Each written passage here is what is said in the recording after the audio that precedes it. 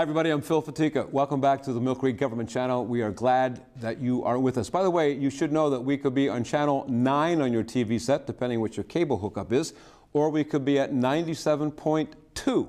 We're in one of those two places. Thanks for joining us. Joining me today is Rebecca Brumagen. She is from the Achievement Center. I know that you all knew where that was, right down there on 6th and French, but they have moved, and it's a big move, and it's a good move. Rebecca, thanks for joining us. You've been on before. Thank you, Phil. Yeah. Let's talk about, first of all, the Achievement Center. What do you people do there? What do the people who work for you do there? Well, what the people do there is they help children. And children who have various types of delays, disabilities, emotional, behavioral problems. So if you think of children with special needs, our agency helps those children and their families. Let's talk about the fact, I think, that I was surprised looking over my notes here. You have been around this area 90 years. Over 90 years. 90 years. You don't stay in business that long unless you're doing something correct. So my congratulations to you. Thank you. Did you outgrow the place on 6th and French? And by the way, where did you move to, in case people are looking for you? Well, I know they're looking for you. We certainly did outgrow our space at 6th and French. We were actually at that location since the mid-1950s. Okay. We had about 16,000 square feet there, and we outgrew it years ago. Yeah. So we had to supplement that with some additional space, but even that wasn't adequate for us. So we just, in October of 2014, moved into new space, which is the former Walmart building near Wegmans out on West 23rd Street. And we have about 45% of that building. We have the west side of it, and we have 52,000 square feet. And we are thrilled. Moved on up to the deluxe apartment in the sky. We sure did that, yes, absolutely. Wow. So the services, again, that you provide, I'll take me, for example. Let's use me, and I have a family. And I believe that I need to have you come, and I need to do something because my daughter, I have daughters, my daughter doesn't appear to be, at least what I define as being not on track. So how do I go about that? How do I get to you? Well, there are various ways of getting to us, and a lot of that depends upon the age of the child. If what we're talking about a child who might be from birth to 3 years old, that's the early intervention system. They can call us directly, or and they can call, it is 459-2755, and that can connect you with the Achievement Center and our specialists, physical therapists, occupational therapists, speech language pathologists, special instruction people who can come out to your home and help you with the identification of the problem and doing treatment. Okay. Is there, as long as you're talking about an early point in time, is there a point in time where some of the children can age out and they cannot use your services, or could this be lifetime? It is really up to age 21 if they have special education. So we say that we provide services from birth to young adulthood. Okay, okay. Well, let's continue. I need services, and my daughter is 7 or 8. That seems to be a time when people make a timeline marker saying, well, she's not like everybody else in the class, and I've spoken to the teacher, and the teacher has said, or I've spoken to the doctor, and the doctor has said. So what does Phil do? What does Phil and his family do? Well, they can call the Achievement Center. We actually have an intake line, and we call that no wrong number. Okay. Meaning that if for some reason the services that you need for your child, if we don't have that array of services at our agency, we'll help connect you with other people in the community. But for the most part, we are able to do that because we have psychiatrists, we have mental health therapists, and again, we have an array of people who not only are professionals in their discipline, but then they have gone further to be pediatric specialists. Okay.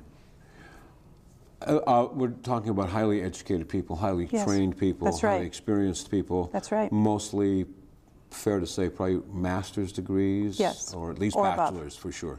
Yes, almost all of them. And doctorates? Or yes. Okay, doctorates. Yes, master's degree, PhDs, degrees in psychiatry, you know, MDs, et cetera, working at the agency. We do have really just one level of staff that have bachelor's degrees, and they're in more of a supportive role. So yes, professional staff. Okay. The bottom line question, don't mean to be indelicate, but somebody has to pay for this. So Yes. how does this happen? Well, for the most part, the types of children that we are seeing, their delay, their disability, their emotional or behavioral problem is so significant that they are eligible for medical assistance. Okay. And it is not always dependent upon the family's income. It can be the diagnosis or the severity of the problem.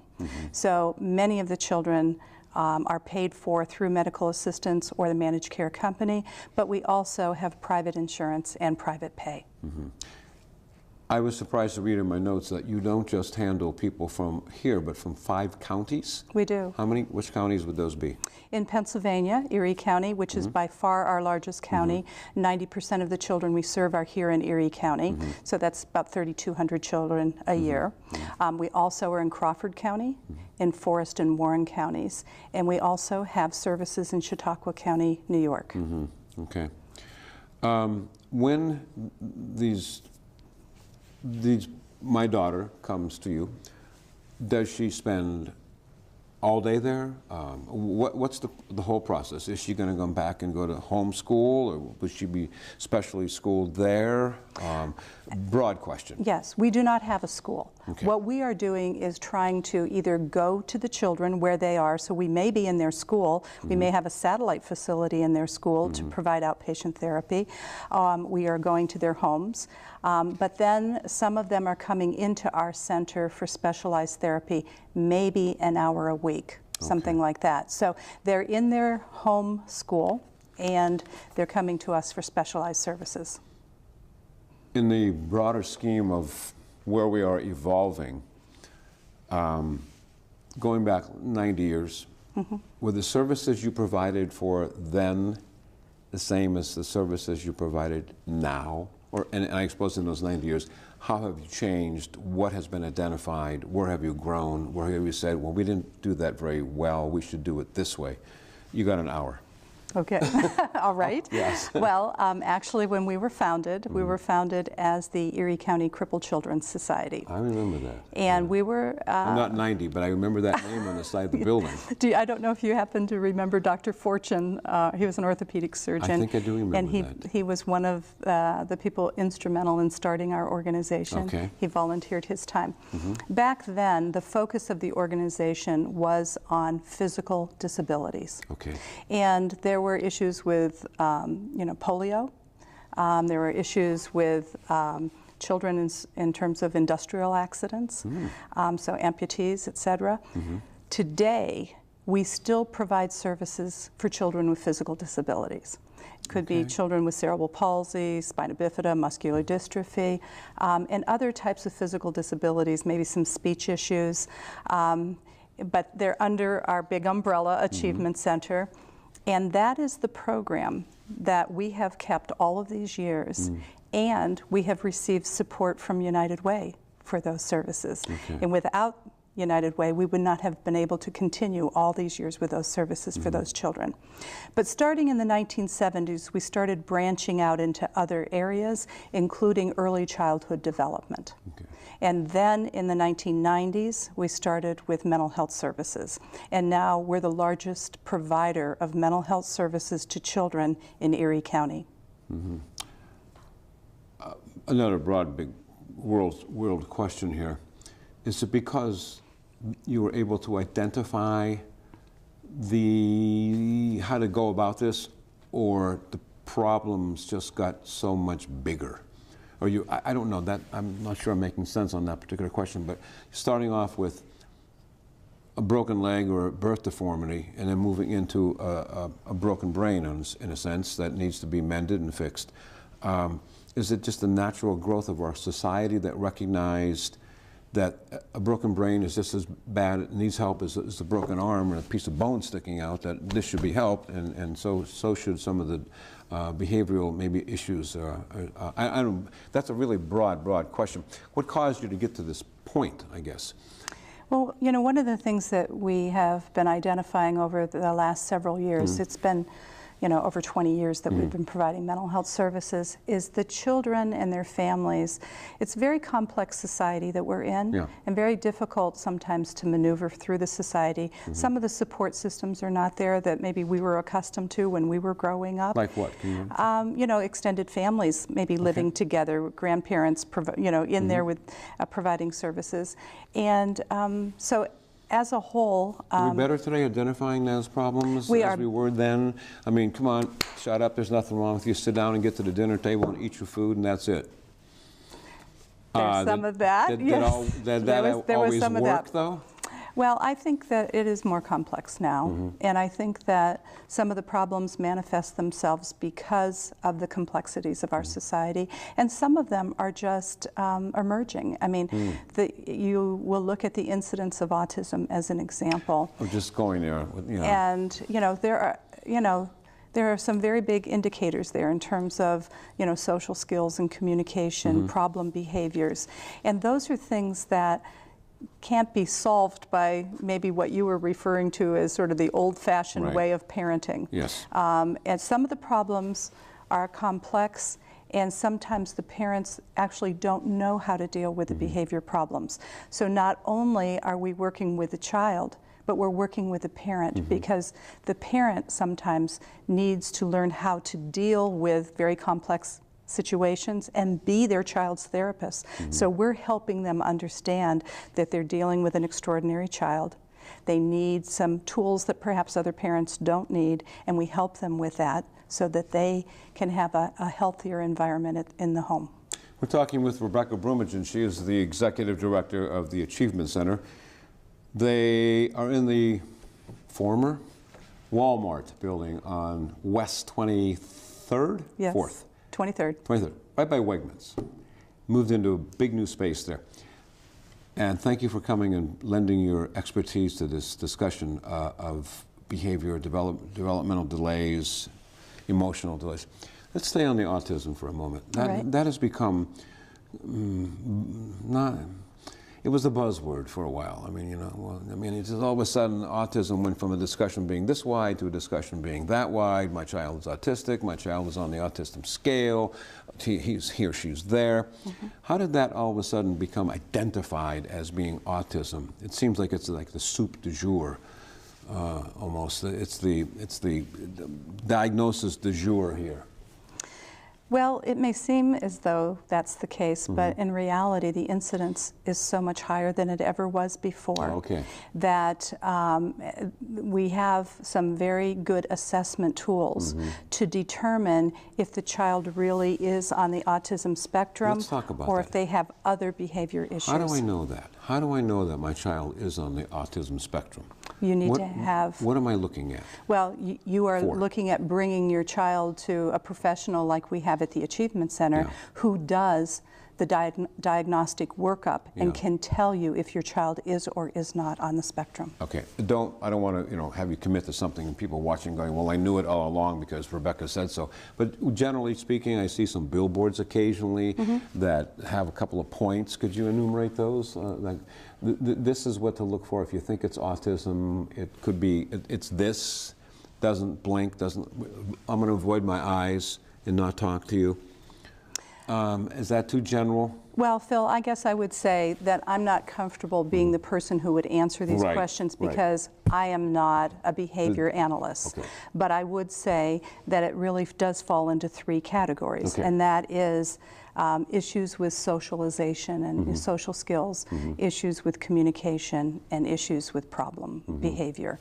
But how that manifests on any individual child, that would be the professionals that would have to help with that. I think the point here is if your child is having some of those problems, it's best to get the child diagnosed. The earlier the better, because we have wonderful behavior specialists who are certified, who are able to really start working with the parents and the child and can turn situations around very quickly. I'm glad you said that. I didn't want to put you in the box and say, well, because Rebecca said so, you're right. It should be handled by the professionals who deal with this day in and day out. And so, again, I'm going to come back to my question. I have a daughter that I said, you know, I don't know. I know in my heart there's something that's not clicking.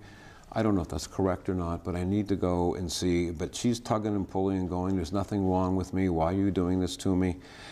I got to believe parents are a little bit torn by this. You know, I mean, is it always the better thing to say, I think we just ought to do a little bit more research on this, mom and dad, you know, parents, even grandparents, because you say, you know, everybody enters into the buy-in here, I would think, you know. And I think that the treatments today, the diagnosis, the help is so much better, so much wider than, yeah, you'll be all right, you know, you're just having a bad day. Well, I think if someone is worried about a child, you know, there could be issues that they're having in school. Sometimes that's where it manifests itself is at school, maybe not as much at home, or the other way around. Bullying is the big word today. Yeah. Yes, Bullying. and our, you know, children having a hard time coping with this. I mean, we see children with anxiety and depression, children who are bipolar. I mean, all sorts of mental health issues. And so I think the point is that if you're concerned about your child, it's better to try to reach out to see about getting services earlier rather than later. Well said, well said. I know that I took mine off, you don't have yours on, the cell phone, the games, the videos, they can just seal themselves in their room, shut out the rest of the world, and just do whatever they want with their phone or the internet, which becomes even a bigger problem. Is that normal behavior, or when does it not become normal behavior? Again, I guess I don't know where that line is for any individual child or any family. I think when children are not forming friendships and they're not socializing with their peers, that to me would be an indicator that there's a problem.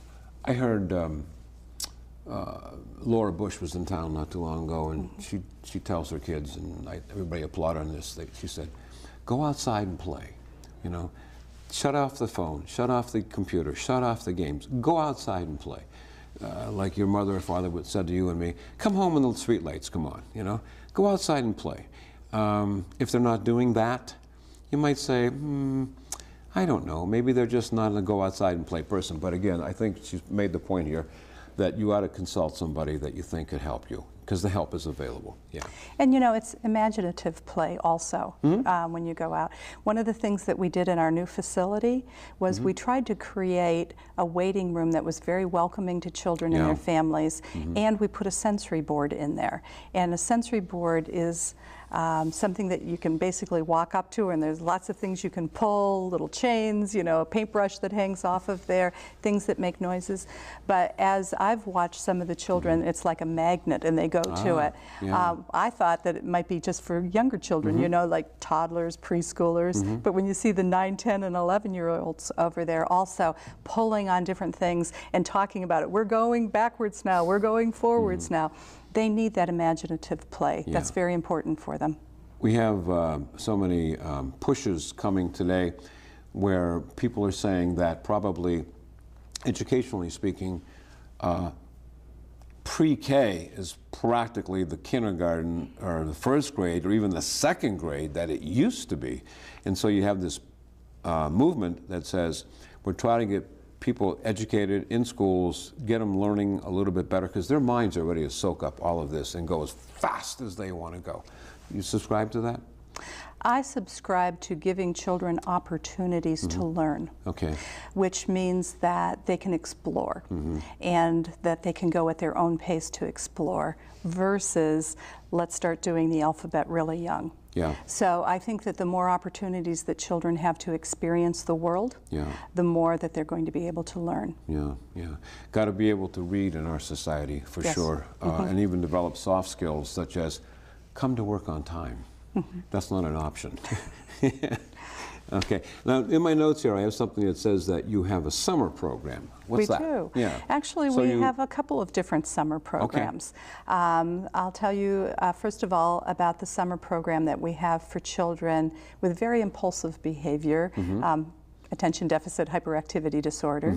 As long as you brought that up, I'm glad.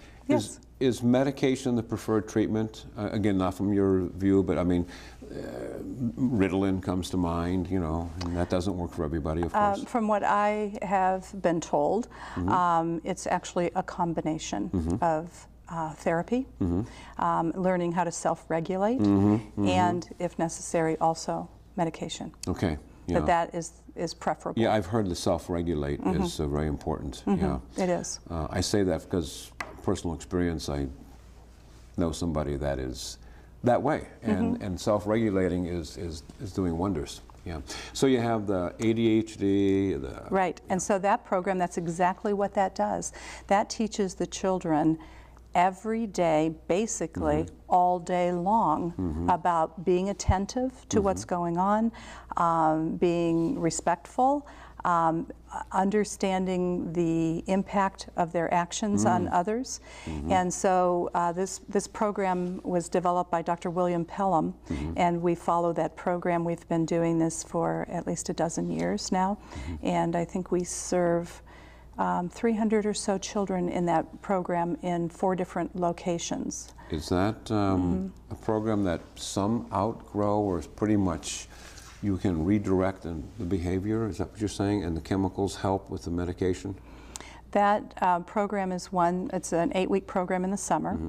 And so over the summer they're learning and they're practicing what they're learning, and hopefully that means that when they get back to school again in late August, that they are able to focus better and function better in a classroom.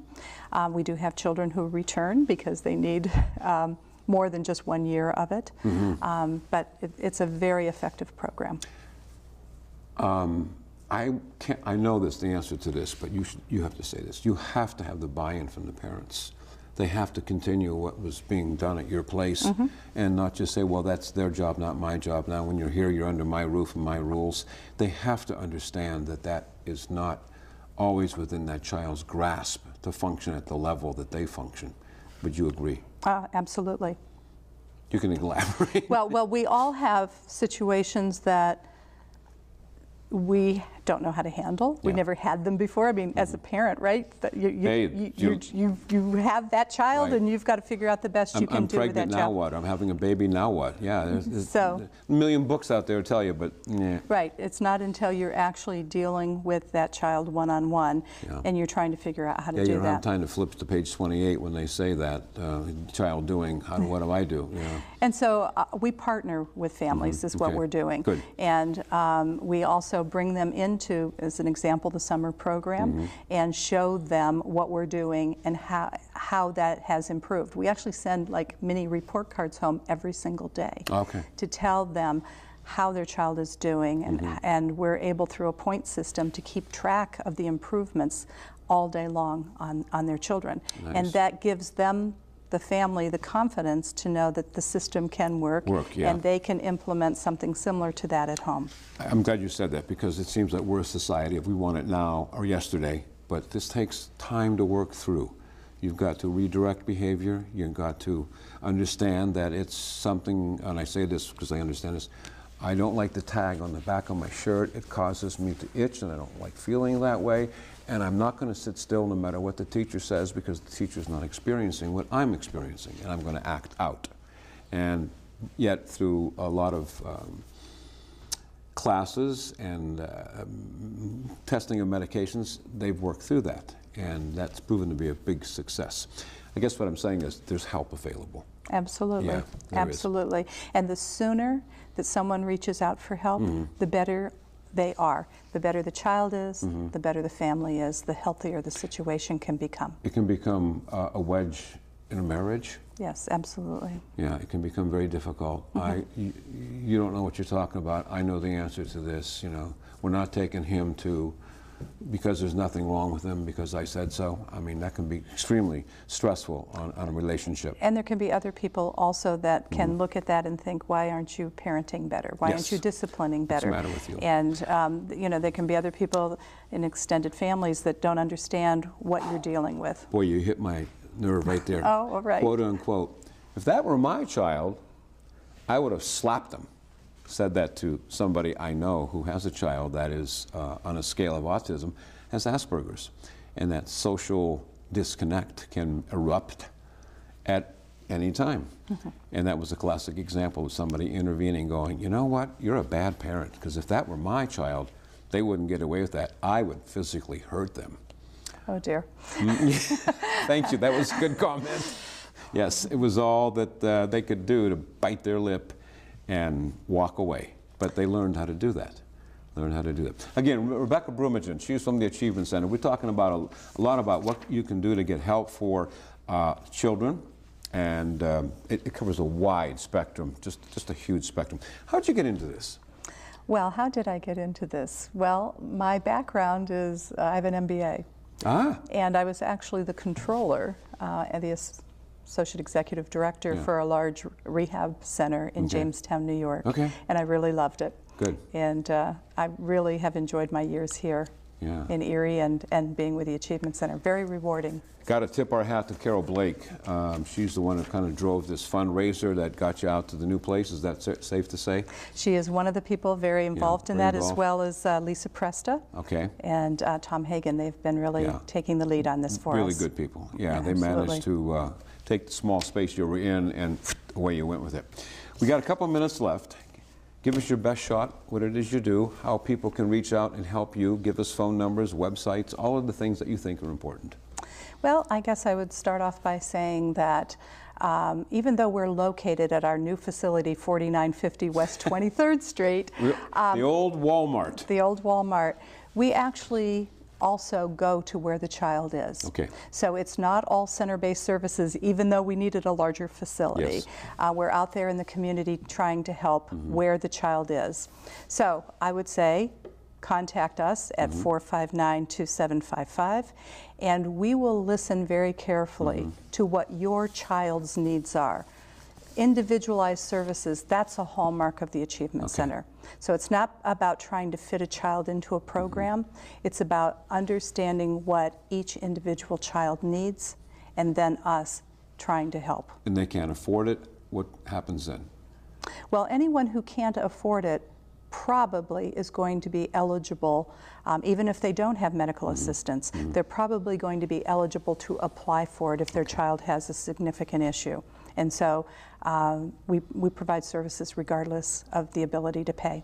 You really are the safety net for those who don't qualify for whatever normal is. You know, I mean, normal's on a sliding scale, it seems. And for sure, I thank you so much for being here. Thank you, Phil. Thanks for bringing your expertise, and thanks for providing the Achievement Center for those people. Very nice of you. And thank you for being here. Until next time, I'm Phil Fatica. You take care.